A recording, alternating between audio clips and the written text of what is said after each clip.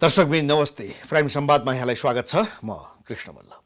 अहिले सबैको चासो एउटै छ, मुलुक कतातर्फ जान्छ। संसद विघटन सम्बन्धी मुद्दाको पेशी सर्वोच्च अदालतमा आज छ र सकभर आजै नभए केही दिनमा यसको अन्तिम फैसला आउने अपेक्षा गरिएको छ र प्रधान न्यायाधीशले पनि त्यही आश्वासन दिनुभएको छ। अर्कोतर्फ प्रधान सेनापति र प्रधान न्यायाधीश बीच भएको आकस्मिक भेटले पनि थुप्रै प्रश्नहरू आशंकाहरू जाएको छ र यसको पृष्ठभूमिमा राजनीतिक दलहरूको भूमिका के हुन्छ र मुलुक कतातर्फ जान्छ र के हुनुपर्छ भन्ने मूल प्रश्न छ। यसको विश्लेषणको निम्ति प्राध्यापक डाक्टर सुरेन्द्र केसी हामीसँग हुनुहुन्छ। डाक्टर साहब, स्वागत छ यहाँलाई। ल, धन्यवाद। अब लामो समयदेखि यहाँको विश्लेषण त हामी सुन्दै आएका छौँ, तैपनि दैनिक रूपमा परिस्थितिहरू फेरिँदै जाने र घटनाक्रमहरू पनि नयाँ नयाँ हुँदै जाने यो पनि देखिएको छ। अब सर्वोच्चमा आज पेशी छ, फैसला जेसुकै आओस् कि चाहिँ संसद विघटन सदन नै होला कि संसद पुनर्स्थापना नै होला, त्यसपछि मुलुकको कोर्स कसरी अगाडि बढ्ने देख्नु भएको छ? अब त्यो त भनेकै छ। अब प्रधानमन्त्री हारे जनआन्दोलनमा जान्छौँ, प्रचण्ड हारे हिंसामा जान्छौँ त भनेकै छ। उनीहरूले आफूले भनेअनुसार नै गर्छन् कि तर्साउनका लागि मात्रै भनेको? होइन, उनीहरू नै हुन् नि पात्र त। उनीहरूकै कार्यकर्ता बढी छन्, शक्तिमा छन्। अनि उनीहरू अब घनश्यामले नै क्लियर कट भनिराखेको छ, अब ताण्डव मच्चिन्छ भनिरहेछ उनले। अब प्रचण्डले मांसाहारी आन्दोलनमा आउनुपर्छ, पूर्ण आवेगका साथ अगाडि आउनुपर्छ भनेकै छ। र उनीहरूले निर्वाचन आयुक्तलाई पनि हाम्रो पक्षमा फैसला गरेर भएन भने कसरी सडकमा हिँडौला र भनेकै छ। र न्यायाधीशहरूतिर औँला देखाएर देख्यो अफगानिस्तानमा के भयो न्यायाधीशमाथि भनेको छ, त्यहाँ चाहिँ 2टा न्यायाधीशहरू सडकमा मारिएका थिए। त्यसले चाहिँ भोलिको झझल्को दिन्छ, त्यही नै हुन्छ। यो केवल तर्साउनुको लागि मात्रै भनेको कि साँच्चै नै उनीहरू जे भनिरहेका छन् उनीहरूको रोडम्याप नै त्यही हुन्छ? अब होइन, यिनीहरू चाहिँ हार स्वीकार गर्न तयार छैनन्, त्यही नै हुन्छ। दुईटै पक्ष यिनीहरू हार स्वीकार गर्न तयार छैनन्, किनभने यिनीहरूले यो देश जनता विचार सिद्धान्तको लागि गरेकै होइन। जुन 2 किसिमका जुन आपराधिक समूहहरू हुन्छन्, भूमिगत गिरोहहरू, ती गिरोहहरू स्वार्थको लागि सङ्गठित हुन्छन् र अर्कोलाई नसिद्ध्याइ आफ्नो उल्लु साँधिँदैन भन्ने मान्यताबाट अघि सरेका हुन्छन्। यिनीहरू त्यस्तै हुन्। जे जस्तो फैसला आए पनि मुलुक अस्थिरतातर्फ जाने भयो। अब जस्तो संसद पुनर्स्थापनातिर गयो भने यही उत्पात हुन्छ सडकमा, त्यही बाहनामा मैले देख्दा, या त राष्ट्रपति शासन होइन भने सङ्कटकाल। अब अर्को पक्ष त हामी खुल्लमखुल्ला तरवार लिएर आउँछौँ भनेकै छ, मैले देख्दा आउँछन् पनि। प्रचण्ड तरवार लिएर आउँछन्? मलाई त्यस्तो लाग्छ, किनभने वाइसिएलको पुनरावृत्ति हुन्छ, जनसेनाको पुनर्गठन हुन्छ र हत्या हिंसाका वारदातहरू सडकमा देखा पर्छन्। त्यही हुने देख्छु म चाहिँ। अब यदि पुनर्स्थापना भयो भने काठमाडौँ त हुँदैन? पुनर्स्थापना भयो भने अब प्रधानमन्त्रीले नै आन्दोलन जान्छु भनेपछि त अब प्रधानमन्त्रीका कार्यकर्ताहरू त झन् उत्तेजित भएर बसेका होला नि तल। उहाँले हिजो बोली सच्याउनु भएको छ, मैले त्यसो भनेको छैन भनेर। अब उहाँहरूको बोलीमा त केही पनि ठेगान हुँदैन। उहाँहरू धनगढीमा एउटा कुरा गर्नुहुन्छ, विराटनगरमा अर्को कुरा गर्नुहुन्छ, कञ्चनपुर पुगेपछि तेस्रो कुरा गर्नुहुन्छ। त्यसमा केही पनि भर गर्न सकिँदैन। मुख्य कुरा चाहिँ के भने उहाँहरू वारदातमा आउनुभएको छ, ढुङ्गामुढा भएका छन्, पत्रकारहरू कुटिएका छन्, बौद्धिकहरू लाञ्छित भएका छन्। यसले एउटा मनोविज्ञान बनेको छ नि त। तपाईँ देख्नु भएन उर्लाबारीको मेयरको सडकमै पब्लिकलाई कुर्छु भने जस्तो गरेर एउटा डनको जस्तो, पहिला द्वारिक लालको अनुहार देख्थ्यौँ हामी, अब अहिले अर्को लाल आइपुग्यो। अब जहाँ मेयर यस्तो हुन्छ, एउटा मान्छे मारिएको छ, नक्कली शनाखत भएको छ। ल हेर्नु त, अब जापानमा चाहिँ 3टालाई भगवान भन्दा रहेछन् क्या, प्रहरी, मेयर, न्यायाधीश, अझ शिक्षक पनि। 4जनालाई चाहिँ उनीहरू भगवानको प्रतिरूप भन्दा रहेछन् जापानमा। अब हाम्रामा त भगवानै यस्ता छन्, सडकमै तर्साउँदै धम्क्याउँदै। उता प्रहरी डकुमेन्ट फेर्छ, प्रहरी भगवान, एउटा भगवान त्यस्तो छ। अर्को मेयर तँलाई यहीँ कुर्दिन्छु भन्छ। अब न्यायाधीशहरू हामीले देखेकै छौँ। अब रञ्जन कोइरालाको प्रकरण सबैलाई थाहा छ। यो चोटि पनि धेरै ज्यानमाराहरूलाई राष्ट्रपतिले उन्मुक्ति दिए, बहुविवाहहरूलाई उन्मुक्ति दिए भनेर मैले सुने, जहाँ राष्ट्रपति यस्ता छन्। व्यथिति नै व्यथिति। अनि कसरी तपाईँ आशा गर्ने ठाउँ के छ, कहाँ छ? डाक्टर साहब, अब यही पृष्ठभूमिमा हिजो मात्रै प्रधान सेनापति र प्रधान न्यायाधीश बीच भेट भएको छ। यो भेटलाई विभिन्न रूपमा अर्थ्याइएको छ। यहाँले कसरी बुझ्नु भएको छ? अनि मैले सुनेको सर्वोच्च र नेपाली सेनासँग जोडिएको काहीँ एक टुक्रो जमिन थियो अरे, त्यो जमिन विषयमा छलफल गर्न प्रधान सेनापति त्यहाँ जानुभएको भन्दा पो सुन्थेँ त म। नेपालमा एउटा बानी के छ भने यहाँ उपचार जस्तो बाबुराम त्यहाँ गए सुतिरहेछन् अस्पतालमा बिचरा, रहले बोलायो भनिदिन्छन्। यहाँका झलनाथ 5 रात सुतेर आए ए पुलोमा, फलानालाई भेट्न गए भन्छन्। फेरि भेट्न गएका प्रधानमन्त्रीसँग भेट भएन भने भेटेन हेप्यो भन्छन्। तर एउटा सत्य के पनि हो भने देखाउने एउटा र भेट्ने अर्को कुरा पनि त भइरहेको हामीसँग इतिहास त छँदैछ नि। त्यो सत्यलाई मान्नु पर्यो। त्यस्तो हो भन्ने हो भने त हामीले जनयुद्ध त्यहीँ बसेर गरेका छौँ, 12 बुँदे त्यहीँ गरेका छौँ। सम्पूर्ण राजनीतिक परिवर्तनमा अडेस लगाएको ठाउँ त्यही छ। अब त्यसको प्रभाव चाहिँ बिल्कुल नपरोस् भनेर तपाईँले अपेक्षा गर्नुभएको हो भने तपाईँ कति झुटमा उभिनु भएको छ। तपाईँ आफै झुटमा उभिने अनि सच्चाइको खोजी म गर्दैछु भन्नुभयो भने मान्छे हाँस्दैनन्। त्यही त, हिजो भएको त्यो भेट पनि केवल जग्गा र भवन निर्माणको लागि मात्रै होला र? होइन, नहुन सक्छ। होइन, जस्तो हामी यहाँ अन्तर्वार्ता गरिरहेछौँ, सपाट यो अन्तर्वार्ता मात्रै लक्ष्य नहुनु पनि सक्ने भयो। कस्तो गेस्ट ल्याउने, कस्तो कुरा भन्ने, कस्तो प्रश्न उठाउने, अब तल टिका टिप्पणी त मान्छेले आफ्नो पाएको अनुसार गर्ने भए होइन। हाम्रो नियत त सफा छ, तर के भने राजनीतिक पृष्ठभूमिमा हेर्दाखेरि अहिले मुलुक जुन राजनीतिक एउटा सङ्कटको घडीमा छ, सर्वोच्च अदालत फैसला सुनाउने अन्तिम तयारीमा छ। प्रधान सेनापति भनेको त रक्षा मन्त्री को छ अहिले? प्रधानमन्त्री हुनुहुन्छ। प्रधानमन्त्री केपी शर्मा ओली रक्षा मन्त्री हुनुहुन्छ। अब हाम्रो प्रधान सेनापतिको हाकिम त प्रधानमन्त्री हो नि। एउटा झगडिया प्रधानमन्त्री भइसकेपछि उहाँको एउटा कर्मचारी प्रधान न्यायाधीशलाई भेट्न आएको छ। यो चिजलाई त्यसरी हेर्न मिलेन।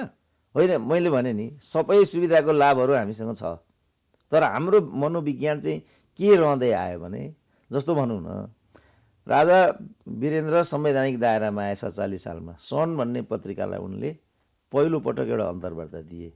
संवैधानिक राजाले यसरी अन्तर्वार्ता दिँदै हिँड्न पाइन्छ भनियो। हामी पनि छक्क पऱ्यौँ।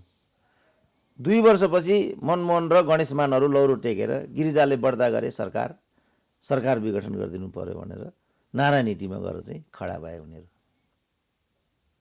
अब यस्तो संस्कार हामीसँग छ। त्यसकारण मैले भनेको लोकतन्त्र भनेको चाहिँ एउटा जीवन पद्धति पनि हुन्छ, आचरण व्यवहार पनि हुन्छ। लोकतन्त्र भनेको खालि तपाईँलाई जे मन लाग्यो त्यो गर्न पाउने, भन्न पाउने, होइन, विद्या तेरो सिन्दुर कोही, केपी ओली तेरो पोइ भन्न पाइने मात्रै लोकतन्त्र होइन। यिनीहरूले त्यसैलाई लोकतन्त्र भनेको छ। लोकतन्त्र भनेको छाडापन, अराजकता, विकृति होइन, अनुशासन हो। अब उनीहरूले यहाँ उल्टो रूपमा बुझिदिए। लोकतन्त्रमा त विनयशीलता चाहिन्छ, जवाबदेहिता चाहिन्छ, पारदर्शिता र योग्यता क्रम चाहिन्छ। अब यहाँ पारदर्शिताको अभ्यास छैन। त्यसपछि प्रधान सेनापति त्यहाँ किन जानुभएको होला भन्ने सन्दर्भमा मान्छेले अनुमान गरेका छन्, लख काटेका छन्। त्यस्तो गर्न यस्तो गम्भीर घडीमा सर्वसाधारणमा आशंका उब्जिने गरी केही सन्देश दिन खोजे पनि त हुनसक्छ नि। हुन सक्ने भयो त। जस्तो भनौँ न, रको चिफ चाहिँ प्रधानमन्त्रीलाई भेट्न आए। अहिलेका जति पनि राजनीतिक उतार चढावहरू छन्, यी उतार चढावहरू त्यही तरङ्गले पैदा गरेका तरङ्गहरू हुन्। यति हो सत्य। तर कसले यो कुरालाई मान्ने? यहाँले सङ्कटकालको कुरा गर्नुभएको थियो। संसद यदि पुनर्स्थापना भयो भने अथवा हुने भयो भने प्रधानमन्त्रीले सङ्कटकाल लगाउँछन् भनेर। प्रधान सेनापतिको यो भेटलाई सङ्कटकालकै एउटा तयारीको रूपमा अर्थाउन मिल्छ कि मिल्दैन? त्यो त मिल्दैन। किनभने अब यो फैसला आउने बित्तिकै दुवै पक्ष त्यो फैसलालाई स्वाभाविक रूपमा लिने पक्षमा छैनन्। उनीहरूले अपेक्षा गरे जस्तो फैसला आयो भने मात्रै उनीहरू स्वाभाविक ठाउँमा उभिने भन्ने मनोविज्ञानमा खडा छन्। त्यस्तो बेलामा क्रिया प्रतिक्रिया त उत्पन्न हुने भयो।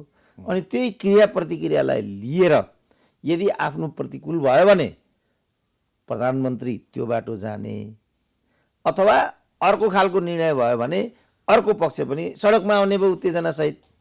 त्यसैलाई बहाना बनाएर राष्ट्रपति शासन ठोकिदिने, यो सम्भावनालाई म अहिले अस्वीकार गर्दिनँ। त्यति हो मैले भनेको। प्रधानमन्त्रीले प्रधान सेनापतिलाई पठाएको भनेर भन्नु भएन। त्यस्तो किन गर्ने? त्यो त अब एउटा अधिकारी हो कि आधिकारिक सूचना हुनु पर्यो। पहिला पनि सेनाले चाहिँ त्यहाँ प्रदर्शन गर्यो। यो चाहिँ धम्क्याउन हो भनियो। यहाँ 24 घण्टामा मुख्यालयले चाहिँ विज्ञप्ति जारी गर्यो, यो हाम्रो नियमित अभ्यास हो भनिदियो। अब हामीले जबरजस्ती कहाँ तिमीले वक्तव्य जारी गरेर हुन्छ र भन्न कतिको उपयुक्त अब मैले तिमीलाई तर्साउनको निम्ति बख्तरबन्द गाडीहरू सडकमा निकालेको पनि त भन्दैन नि सेनाले। होइन, तै पनि त अब लु त्यसो भने सेनाले आफ्नो एक खालको प्रस्तुति दियो भने दिनै पाउँदैन भन्ने पनि त होइन होला नि। उसले भनेको पत्याउनु पर्यो। मतलब उसले आफ्ना नियमित प्रक्रियाहरू पनि गर्ने नै भयो। कहिलेकाहीँ ल एन्ड अर्डरको लागि तपाईँले कुनै पनि हेर्नुभयो, चाणक्य हेर्नुभयो, अरू धर्मग्रन्थहरू हेर्नुभयो भने पनि राज्यले ल एन्ड अर्डरको लागि, आम नागरिकको जीवधनको सुरक्षा लागि हरेक जस्तो चाहिँ आफ्नो शक्तिलाई कुनै न कुनै रूपमा प्रदर्शनमा ल्याएको हुनुपर्छ भनिएको छ। अब यहाँ चाहिँ ती चिजहरूलाई दुरुपयोग गर्नाले मान्छेमा शङ्का उपशङ्का उब्जिए। जस्तो नागरिक समाजले चाहिँ टुनी खेल हाम्रो हो, यहाँबाट नेपाली सेना हट्नुपर्छ भनिदियो। तर त्यो नागरिक समाजले खुला मञ्चलाई चाहिँ बस पार्क किन बनाएको त भनेन नि त। भन्नुपर्ने त त्यो थियो नि। जस्तो एक मात्र पुरानो बस पार्क थियो बागबजारको, त्यहाँ त 10 तले टावर बनाउनु त सर्वथा अनुचित हो नि। त्यो भन्दैन ऊ। टावर किन चाहिएको छ हामीलाई? एउटा धरारा बन्दैछ नि। अब यो जुन सोच छ ऊ सेनैमाथि चाहिँ जाइ लागेपछि अनि यो पनि त प्रतिकूल हुन्छ नि। मतलब हाम्रो अभ्यास र हाम्रा आकाङ्क्षाहरू, हाम्रा शैलीहरू पनि भने जस्ता छैनन् क्या। त्यसपछि आम नागरिकमा, जनमानसमा चाहिँ एउटा अन्योलता उत्पन्न भएको छ। र हाम्रो चाहिँ के ध्येय हुनुपर्छ भने सही सूचना र ऱ्यासनल सूचनाको पनि त हामीले निर्माण गर्नु पर्यो नि त। अब एउटा किसिमको तेस्रो कोणबाट पनि हेरिएको छ, त्यो सम्भावना देखिन्छ कि देखिँदैन। जस्तो अब सर्वोच्चले जेसुकै फैसला गरे पनि मुलुकमा ताण्डव यदि मच्चिने अवस्था हो भने त्यसलाई त ट्र्याकमा ल्याउनु पर्यो। ताण्डव त मच्चिनु दिनु भएन, हिंसा मच्चिदिनु भएन, काटमार हुन दिनु भएन। यहाँ त शान्ति हुनु पर्यो, स्थिरता हुनु पर्यो, ल एन्ड अर्डर हुनु पर्यो। त्यसको निम्ति प्रधान सेनापति र प्रधान न्यायाधीश यी दुईजनाको मिलेमतोमा अथवा तेस्रो शक्ति आएर राजनीतिक दलमाथि कु हुने सम्भावना छ कि छैन? कु भन्ने चिज हुँदैन, कुनै खालको कु हुँदैन। र नेपाली सेनाले त्यस्तो कहिले गर्दैन, किनभने त्यो चाहिँ प्रोफेसनल सेना हो होइन। प्रोफेसनल सेना भएको हुनाले पोलिटिकल लिडरसिपमा मात्रै उसले केही पनि कुरा गर्छ। अब अस्वाभाविक एउटा स्थिति उत्पन्न भयो, कुनै खालका निर्देशनात्मक स्थितिहरू उत्पन्न भयो भने चाहिँ फेरि हामीले भनेको र अनुमान गरेको कुनै पनि कुरा मिल्दैन। जस्तो धर्मनिरपेक्ष कुनै माग थिएन, गणतन्त्र कुनै माग थिएन, इभन सङ्घीयता लगायतका अरू कुराहरू पनि मधेस आन्दोलनपछि मात्रै आएका भन्ने कुरा त बाबुरामले पनि स्वीकार गर्नुभएको छ भने ती सबै कुराहरू कसरी आइपुगे त नेपालमा? होइन, व्यावसायिक सेना भन्दैमा अब मुलुक चाहिँ विषम परिस्थितिमा जाँदैछ, यहाँ हिंसा मच्चिँदैछ भने त्यसबाट रोक्नु पनि त उसको कर्तव्य हो नि। त्यो त सरकारले गर्छ नि, राज्यले गर भन्छ। अब राज्य नै आन्दोलनमा जान थालेपछि, विकृति हुन थालेपछि के गर्ने? त्यसो भने सङ्कटकाल लाग्छ, राष्ट्रपति शासन हुन्छ मैले त्यही भनेको। त्यसो भने त त्यही हुन्छ, किन त्यही हुन थाल्यो भने त। अनि जस्तो अघि तपाईँले भन्नुभयो नि यो ल एन्ड अर्डर इत्यादि जीवधनको सुरक्षाको कुरा, त्यही नाममा आउने हो कि राष्ट्रपति शासन पनि सङ्कटकाल पनि। त्यो त सेनाको दोष भएन नि। राष्ट्रपति शासन लाग्नको निम्ति पनि प्रधानमन्त्रीको हात हुने भयो। उसले अगाडि बढाउनु पर्यो। राष्ट्रपति शासन लाग्ने बित्तिकै ऊ पन्छ्यो नि त, र शासन लगेर राष्ट्रपतिलाई सुम्पियो। अनि राष्ट्रपतिले सेना प्रयोग गर्छिन् अथवा अरू एपारेटस प्रयोग गर्छिन् वा मलाई प्रधानमन्त्री बनाउँछिन् कि के भन्न सकिन्छ र? केही भन्न सकिँदैन नि। राष्ट्रपतिको हातमा जाने भयो, जान्छ त्यहाँ। प्रधानमन्त्री केपी शर्मा ओलीले त्यसो गर्ने सम्भावना देखिन्छ र? किनभने उहाँलाई त शक्तिको खेलाडी भनिन्छ नि, कुर्सीको खेलाडी। आफू बस्ने, अर्को मान्छे त्यो कुर्सीमा आँखा लाउन थाल्यो भने कुर्सी भत्काइदिने। त्यसपछि उहाँले हिजो भन्नुभयो नि पछिल्लो डेभलपमेन्ट, यदि संसद पुनर्स्थापना भयो भने नयाँ प्रधानमन्त्री चाहियो, नयाँ दल चाहियो भने त हात उठाउनु भयो नि त। हिजोसम्म तपाईँले भनेको तरिकाबाट उहाँले खेल्नुभयो र यहाँसम्म उहाँले हकडक गर्नुभयो। अब उहाँलाई लागिसक्यो कि उहाँले भाँच्न लागेको कुर्सी आफै भाँचिन हाल्यो। उहाँको मनोविज्ञानमा त त्यो देखिन्छ।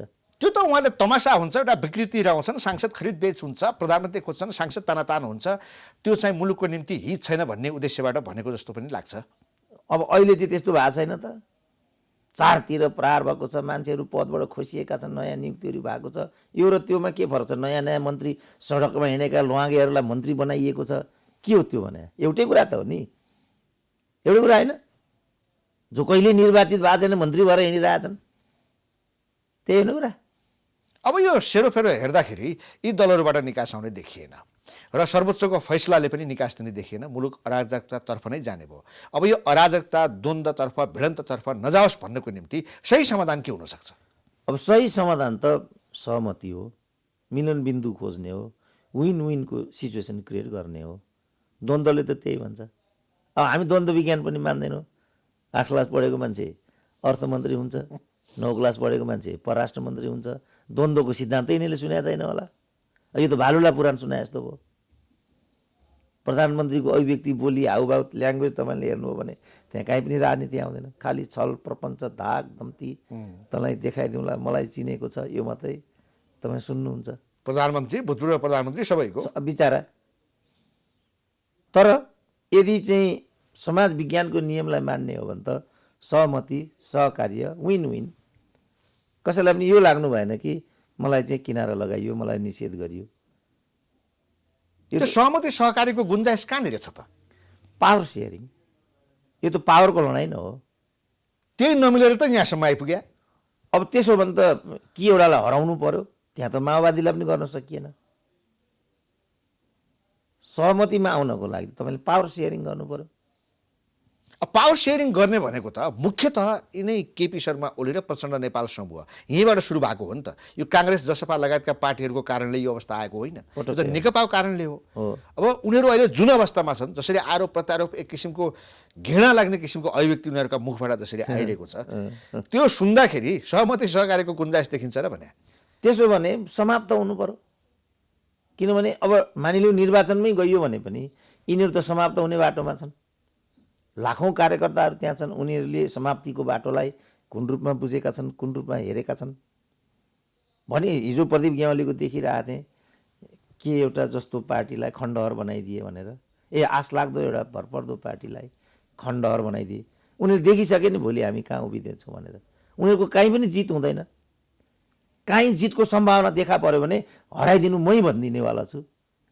किनभने हामीले निर्माण गरेको 2 तिहाई हो नि यो। यत्रो घात गर्ने हामी माथि केही एजेन्डाहरूलाई लिएर हामीले, किनभने स्थिरता दिन्छौँ, समृद्धि दिन्छौँ भनेको हुनाले हाम्रो त्यो आशको प्रतिबिम्ब यो सरकार हो, यो शक्ति हो नि त।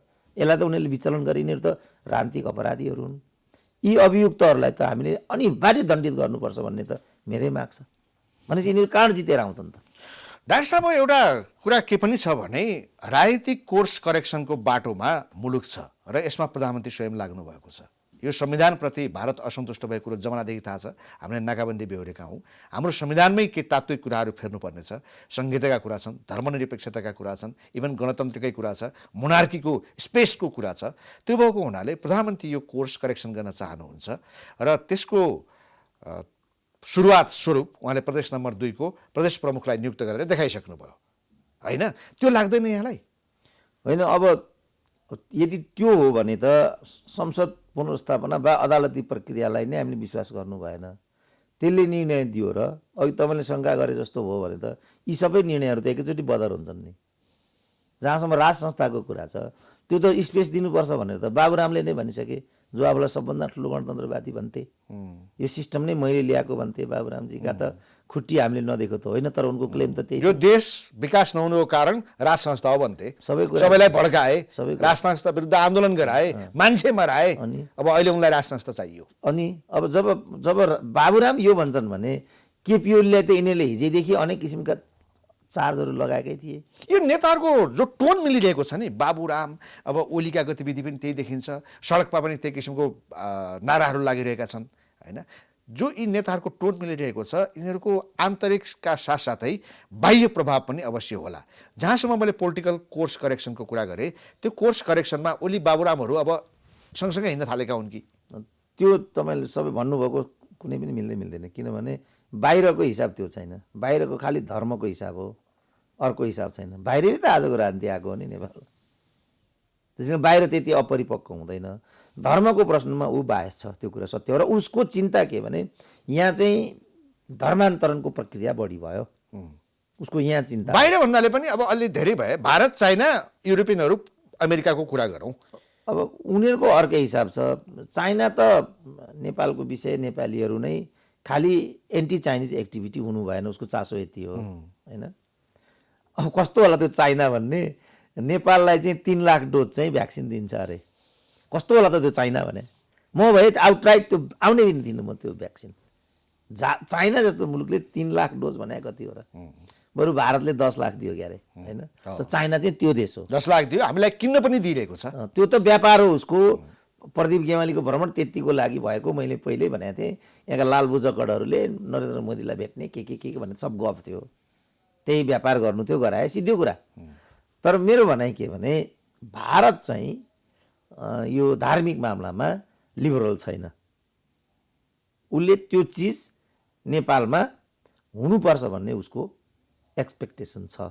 हिन्दू राष्ट्र अब त्यही भनौँ जे भनौँ, धार्मिक प्रश्नमा नेपालीहरूले चाहिँ ठिक एउटा मेन्टेन गरिराखेका छैनन् भन्ने उसको इम्प्रेसन छ। किनभने धर्मान्तरण पनि जस्तो अहिले 2.5% क्रिस्चियनहरू होलान् अहिले नेपालको 68 को जनगणनाले। अब त्यो आउने जनगणनामा चाहिँ यही हो, 78 हो क्या अरे जनगणना, त्यहाँ चाहिँ 10% हुँदैछ भन्ने छ। 8% धर्मान्तरण भनेको त घातक हो नि उनीहरूको नजरबाट। म त भनेपछि अहिले जुन परिस्थिति हामी यहाँ भोग्दैछौँ, राजनीतिक परिस्थिति जे छ र जुन दिशामा जाँदैछ त्यसको पछाडि भारतको हात छ। होइन, मैले त्यो भने होइन, अर्काको हातबाट त केही पनि हुँदैन। प्रभाव त पर्छ नि डाक्टर साहब, होइन त्यो त बाहिर कुरा नाकाबन्दी भोगे होइन हो। तर नाकाबन्दी भोगेको हो त हाम्रो कारणले नि। हामीले सबै उताड ल्यायौँ, जनयुद्ध त्यहीँ बसेर गऱ्यौँ, जनआन्दोलन त्यहीँ बसेर गऱ्यौँ, 12 बुँदे त्यहीँ बसेर गऱ्यौँ। अनि संविधान घोषणा गर्ने बेला चाहिँ एक्लै गर्ने तपाईँको त्यो स्ट्राटेजी नै गलत छ नि त। हो, त्यही भएर उसको प्रभाव त रहन्छ नि। अब त्यो त हाम्रो कुकर्मको फल हो नि। उसले खालि विदेश सचिवलाई पठाएर, जो अहिले मन्त्री छन् त्यहाँ, 15 दिनपछि तपाईँहरू गरिदिनु, त्यति मानिदिनु पर्दैन एउटा मित्र राष्ट्रको जसको पोइन्ट लगाएर यो सम्पूर्ण व्यवस्था ल्याइयो, उसको त्यति कुरा पनि नमानिदिएपछि अनि कसरी हुन्छ? जबसम्म नेपाल हिन्दू राष्ट्र कायम हुँदैन तबसम्म यो किसिमको अस्थिरता भइरहन्छ। होइन, म त्यो भन्दिनँ। अहिले जे किसिमको राजनीतिक परिदृश्य देखा परेको छ त्यसमा चाहिँ राष्ट्र संस्था आउँछ के भन्छन् नि यहाँका मान्छेले। मैले खालि त्यसलाई मात्रै क्लियरिफाई गर्न के खोजेको भने राष्ट्र संस्थै ल्याउने हदसम्म भारतको चासो होइन। तर नेपालमा जो धर्मान्तरणको प्रक्रिया छ त्यो उसलाई राम्रो लागेको छैन। राजा बिनाको हिन्दू राष्ट्र परिकल्पना नगर्नेहरू पनि धेरै छन्। पाइयो, परिकल्पना गर्न पाइयो, र त्यो परिकल्पना नगर्ने होलाहरूले नै नेपालमा राज संस्था हटाएका हुन् नि। अहिले सबभन्दा ठुलो गणतन्त्रवादी कम्प्रोमाइज गरिसके हाम्रो बाबुरामले, कम्प्रोमाइज गर्दैछन् केपीले, तर सूर्यबहादुर र लोकेन्द्र बहादुर कमल थापाहरूले त कम्प्रोमाइज गरे, स्वार्थका लागि मात्रै कम्प्रोमाइज गरे नि त। त्यसकारण नेपालमा कोही पनि राजावादी छैन। सब राजाको नाममा धन्दा गर्ने तत्त्वहरू मात्रै छन्। त्यसले गर्दा राजा अलग थलग भएका हुन् नि त। यही हो नि त सत्य। गणतन्त्र ल्याउनु पर्छ भनेर सबभन्दा ठुलो इन्टरनेसनल क्याम्पेन गर्ने त डाक्टर केबी रोका होइन। अहिले उनी राज संस्था चाहिन्छ भन्छन्। कमल थापालाई त यो प्रश्न सोधेको होइन, टिभी नै छोडेर हिँडेका होइनन्। उनी त्यसमा क्लियरिटी नै दिन चाहँदैनथे। किनभने सबभन्दा धेरै लोकतन्त्रमा मन्त्री हुने त कमल थापा थिए, सूर्यबहादुर र लोकेन्द्र बहादुरको त के कुरा गराइभयो र। डाक्टर साहब, बाबुरामको मुखमा राज संस्था किन आइरहेछ अहिले? अब त्यसैलाई उनीहरूले एउटा बाह्य प्रभावको कुरा हो कि भनेका हुन् होइन। अब बाबुराम त साह्रै ठुलो गणतन्त्रवादी हुन् मैले थाहा पाएसम्म। र यो कुरै पत्रकारलाई हकारेको मैले सुनिरहेको थिएँ। यो सबै दरबारीहरूले गर्दा इत्यादि भनेर एउटा पत्रकारलाई हकार्न खोज्दै थिए त्यहाँ होइन। पत्रकारलाई पनि हकार्ने त नेपाल मात्रै होला जस्तो लाग्छ क्या मलाई। अब त्यसकारण यो समेत गरेर गणतन्त्रवादी देखाउँथे बाबुराम 15 दिन अगाडिसम्म। अब एकाएक उनी फेरि कसरी चाहिँ, हुन त हिजो पनि जनयुद्ध कालमा त्यो एउटा सङ्केतको रूपमा, सिम्बोलको रूपमा लिने हो नि त। डाक्टर बाबुराम भट्टराई राज संस्था भन्न बाध्य भयो भने अन्य नेताहरूको हालत के होला? कतिसम्मको दबाव तनाव यहाँ परेको होला होइन? त्यसकारण यस्तो दबाव प्रभाव पर्दा पनि मोनार्कीले स्पेस पाउँदैन भनेर कसैले भन्ने त केही न केही स्पेस त क्रिएट भइरहेछ, केही प्रोग्रेस भइरहेछ भनेर मान्नु पर्यो नि। होइन, मोनार्कीको हकमा मेरो यस्तो दृष्टिकोण छैन। मोनार्कीको हकमा मेरो के दृष्टिकोण छ त्यो चाहिँ मैले राजासँग भेट्दा पनि भनेको थिएँ। जति सेफली नेपालमा राज संस्थाले बिदा पायो त्यति सेफली विश्वको अन्य राज संस्थाको हकमा भएको छैन। उनीहरूलाई कत्लेआम गरिएको छ, सिद्ध्याइएको छ, जेलमा लगेर कोचिएको छ, यावत कुरा भएको छ। अब सुरक्षित अवतरण भयो, नेपालमा गणतन्त्र आयो होइन। सबभन्दा सेफ सरकार हजुरको लागि यो छ भन्दै थिएँ मैले राजालाई भेट्दाखेरि।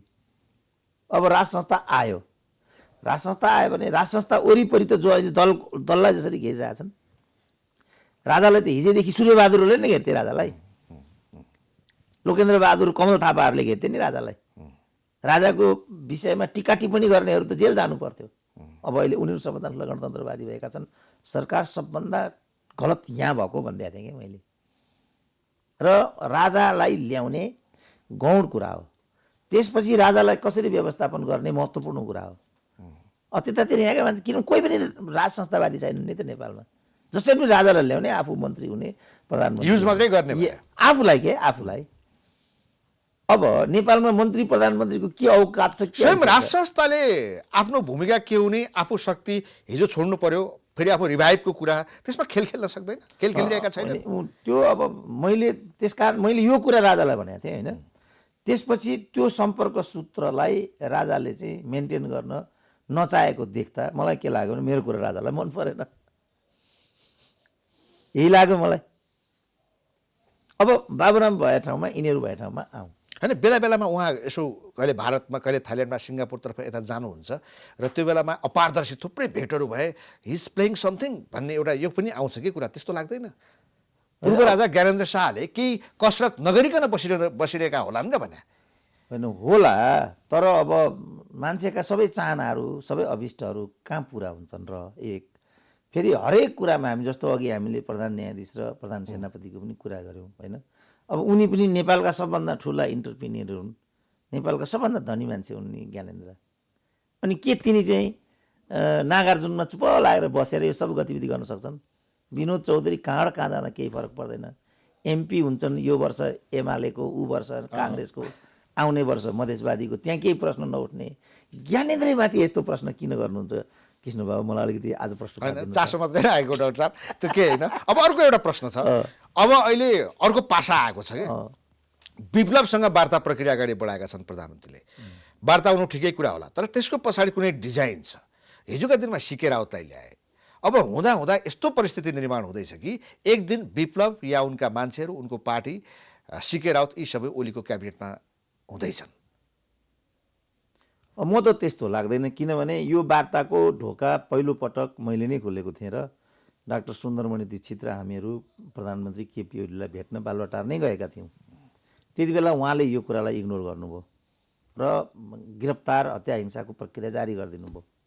अब अहिले जबकि राजनीतिक सङ्कटमा उहाँ हुनुहुन्छ, यो पासा फ्याँकिरहनु भएको छ, यो चरम अवसरवाद हो भन्ने मेरो बुझाइ छ।